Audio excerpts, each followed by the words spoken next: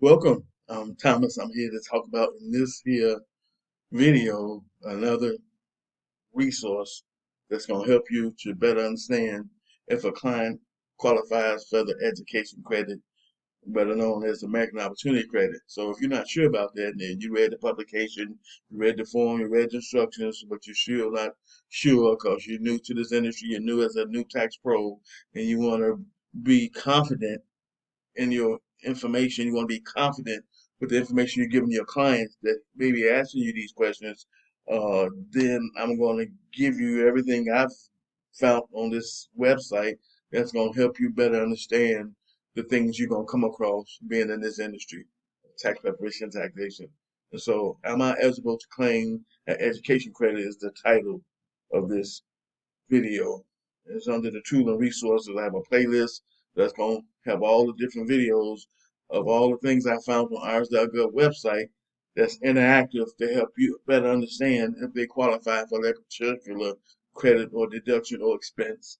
And that's what this is going to be about with this playlist. It's here to design to help educate you and give you the confidence in your ability to make sure that the information you're learning and interpreting is correct and is right. And once you give it to your clients, you can know with certainty that you're on point. And if they doubt you, you can take them straight to the publication and forms and the instructions and tell them here it's highlighted in yellow to let you know it's not me saying this. This comes straight from the horse's mouth, which is the Internal Revenue Service. And that's how you want to proceed with your client if they doubt you when it comes to information that you're giving. Because you let them know everything you've learned. You learn it straight from the IRS, the Internal Revenue Service, who governs this tax system. So it says information you will need: filing status, student enrollment status, your adjusted gross income, who paid the expense, when the expense were paid, and who and for what academic period. If any expenses were paid with tax exempt funds, if any expenses were paid with distributions from a Cordell Educational Savings Account or Qualified Tuition Program. The tool is designed for taxpayers who were U.S. citizens or resident aliens for the entire year for which they are inquiring. If you married and the spouse must also have been a U.S. citizen, resident alien for the entire year. So we talked about here, this is in our tool, we're going to go through. Disclaimer: conclusions are based on information provided by you in response to the questions and answers. Answers do not constitute written advice in response to a specific written request of the taxpayer within meanings of Section 604F of the Internal Revenue Code. So just understand the results you get is based on how you answer the questions. So estimated completion time is 10 minutes. Please note, after 15 minutes of inactivity, you will be forced to start over. Caution: using the back button within the ITA tool could cause an application error. So we're going to get started. Begin. This here's the beginning. Am I eligible for education credit? The following set of questions will help you determine for 21, 20, or 19 if you are claiming American Opportunity Credit or the Lifetime Learning Credit, and for 2020 or 19, the tuition and fee deduction. Continue. Select the year. We're going to do 21. Continue. It says, was you married? What was your marital status on the last day of 21? So for this here scenario, we're going to simply say single. Hit continue. What was the filing status? We're going to say single. Continue. Are you being claimed as a dependent on another taxpayer return? For this one, we're going to say no because the person is old enough to be claiming their own tax return. Who is the student? You are the student. During 21, was the student enrolled at a post-secondary education institution eligible to participate in a student aid program administered by the U.S. Department of Education? Yes. Continue.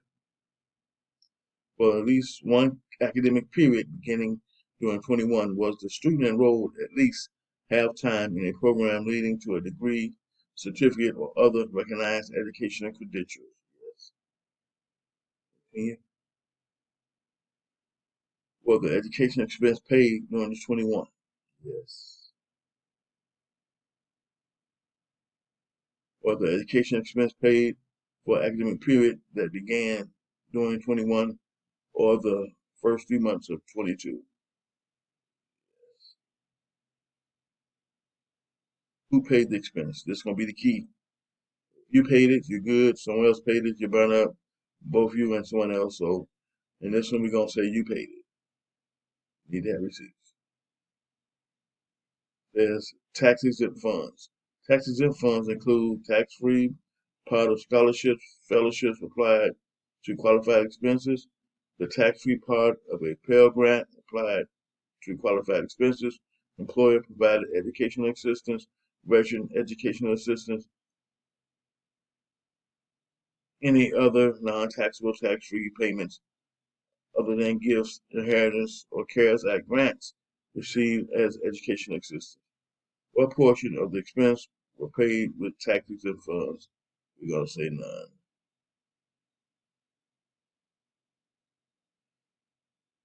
Was a refund received for any educational expense previously paid in 21? We're going to say no.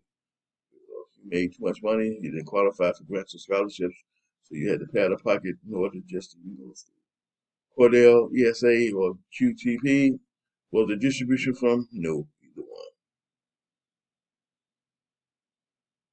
Double benefits. Are you claiming these education expenses anywhere else on the tax return? No. By the social security number? Yes. Prior year disallowance or making opportunity credit? No. First 4 years completed? No. American Opportunity Credit claim for a student as the Hope credit or American Opportunity Credit been claimed for the student for no. Convictions of possession or distribution of controlled substance? No. Even though if you said yes, you can still it wouldn't make a difference, especially since you paying out of pocket. I've been convicted.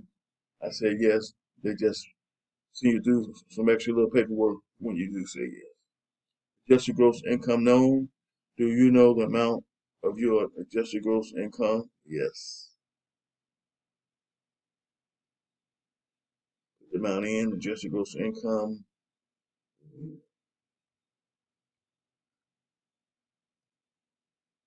$15,550. Foreign income exclusion. Nope. NIT.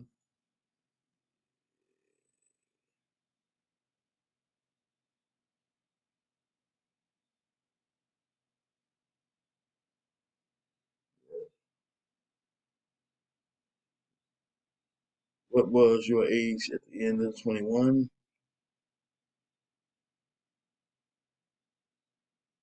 I'll say under 24.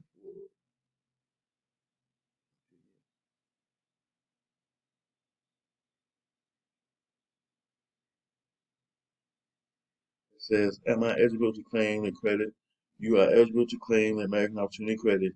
You can claim qualifying education expense, which are tuition expenses for course-related books, supplies, et cetera, et cetera, et cetera. You get the point. So they answered it in a way that you qualify for the credit. And so you have to show proof that you went to school and paid tuition for that year in the form of receipts. So if you used a bank book, you should have bank statements. If you use a credit card, you should have credit card statements. If you had a debit card, you should have debit card statements. And so that's how that works when it comes to using this interactive tool to see if you qualify for education credit. Because the key to the credit is if you didn't pay the actual expense for school, then you don't qualify for the credit. So that's why it's important on how you answer those questions. Because certain ones, if you'd have answered a certain way, you would have been disqualified for the credit. And so we're going to do another video showing you the way you answer them, which will have you not qualify for the credit. So you'll know in the future what ways to answer it and what ways not to answer. We showed you which way to answer today in this video training, where you get to see if a client truly qualifies for the education credit by going through this interactive scenario that's about 10 minutes long. And this will be in the playlist with all the other tools and resources from IRS.gov that I'm going to turn you on to during the summer months. And I'll see you in my next video.